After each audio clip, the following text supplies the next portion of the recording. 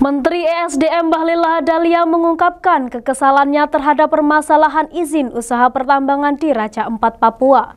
Dirinya menjadi tertuduh pemberian izin, padahal saat izin itu keluar dirinya belum lahir. Ia dengan tegas akan mencabut izin pertambangan yang bermasalah. Hal itu diungkapkannya saat rapat dengan Komisi 12 di Jakarta Selasa lalu. Program itu kita bahas bersama, tetapi itu kan ada materi ketiga yang namanya dan lain-lain.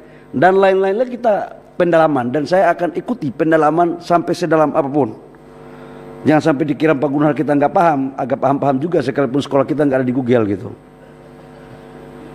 Ya, menyangkut hilirisasi, menteri lain nggak bicara hilirisasi kok. Satgas hilirisasi ini muncul di Kementerian ESDM kan baru kali ini. Dan inilah trigger pertumbuhan ekonomi. Dan inilah trigger penciptaan lapangan pekerjaan. Dan ini juga trigger untuk pemerataan pertumbuhan ekonomi. Tapi kalau diminta ada nggak selainnya untuk nanti kami akan kirimkan. Sekedar saya memberikan penjelasan, 18 proyek hilirisasi yang ditangani oleh Satgas Hilirisasi yang notabene ketuanya adalah Menteri SDM, itu telah disampaikan kepada Menteri Investasi karena akan dibiayai oleh Danantara. Dan kemarin ratasnya dengan Bapak Presiden, insya Allah Desember awal sudah selesai. Totalnya 618 triliun rupiah. Dari berbagai sektor termasuk pertanian, perkebunan dan kelautan. Namun 90% dari hilirisasi itu adalah mengcover untuk sektor mineral batubara, oil and gas. Termasuk dalamnya adalah DME. Ini adalah sebuah instrumen penting untuk menciptakan kawasan pertumbuhan. Dan untuk sekaligus untuk menciptakan nilai tambah terhadap pengelolaan sumber daya alam kita. Karena ini kembali kepada pasal 33. Tapi Pak Gunhar, saya sangat setuju sekali bahwa ini penting untuk terkait dengan implementasi hilirisasi maupun regulasi. Saya pikir kita harus tata karena ini untuk kebaikan kita ke depan. Yang kemudian menyangkut pencabutan IUP, saya itu bingung. Izin Bapak Ibu semua, kita cabut IUP, ada juga yang datang protes. Kayak IUP Raja Ampat. IUP Raja Ampat ini kan betul yang tadi dari Bapak Sartono ini, Bapak Sartono dari Demokrat, DFK, disinformasi, fitnah, kebencian. Waduh, saya bertemu ke referensi ini Pak.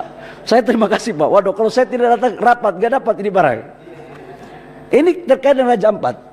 Itu Raja Ampat kan 5 IUP Pak. 5 IUP itu satu yang dikelola oleh BUMN, yang namanya PT Gag Nikel.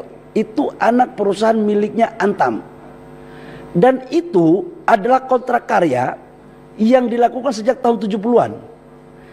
Ibu saya sama ayah saya belum ketemu Pak, barang ini sudah ada. Saya belum ada di muka bumi. Tapi dikaitkan seolah-olah itu saya yang urus. 4 izin, dan saya juga tahu siapa kontraktornya. Tapi kan gak usah sampai gitu-gituan banget kita. 4 perusahaan yang saya cabut, hasil kunjungan kami ke lapangan, itu pun IUP-nya dikeluarkan tahun 2004 oleh Bupati lama karena undang-undang rezim lama dikeluarkan oleh kepala daerah dan sebagian oleh gubernur. Itu pun kita cabut. Dan saya pikir yang begini-begini kita semua dalam ruang ini punya nyali lah untuk melakukan itu. Selama Merah Putih dan Ibu Pertiwi, untuk kebaikan Ibu Pertiwi, saya pikir saya nggak ada mundur-mundur itu Pak. Sudah biasa dari jalan-jalanan kok kita. Kita ini kan saya masuk sampai ke sini kan melewati darat, laut dan udara. Tidak hanya satu fase kita. Jadi, nah untuk pencabutan IUP, saya kasih contoh Pak. Ini saya jawab general aja. Bayangkan reklamasi benar dari abang saya dari Nasdem itu. Benar itu. Bayangkan orang mau nyusun RKAB nggak kasih jaminan reklamasi. Saya keliling pakai helikopter, di atas itu hasil penambangan setelah tambang dikasih tinggal semuanya. Saya tidak mempersalahkan masa lalu, karena pemerintahan dulu, sekarang dan ke depan itu satu mata rantai. Ada kelebihan, kekurangan, itu biasa. Tugas kita adalah yang sudah bagus kita lanjutkan, yang belum bagus kita sempurnakan. Nah khusus untuk jaminan reklamasi, kemarin kan ada protes juga itu. 190 IUP diturunkan dari MODI karena tidak membayar jaminan reklamasi. Kalau tidak menjawab jaminan reklamasi, siapa yang mau reklamasi ini barang? Kita ini sebentar lagi meninggal bumi, dipanggil Allah Subhanahu wa Ta'ala. Tapi apakah kita harus tinggalkan kepada anak cucu kita penambangan yang seperti itu? Maka kita tata. Caranya bagaimana? Boleh RKAB kita kasih, tapi yuk bayar dong reklamasi jaminannya.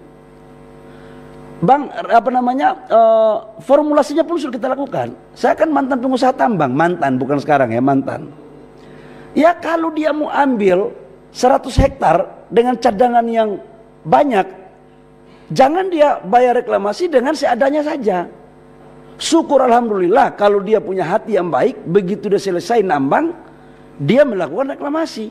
Rata-rata ada juga yang melakukan begitu, tapi tidak sedikit juga yang meninggalkan derita di daerah-daerah itu. Itulah kemudian kenapa saya katakan tidak boleh kayak begini. Pasti muncul lagi istilah itu, DFK ini. Memang Pak, memperbaiki itu Pak, DFK lebih banyak daripada maunya kita. Apa yang saya lakukan ini hanya untuk memperbaiki aja. Itu saya tapi terima kasih. Jadi ini Pak Dirjen sama Dirjen Gakum mana ya? Pak Dirjen Gakum, Komisi 12 lagi uji nyali Bapak ini.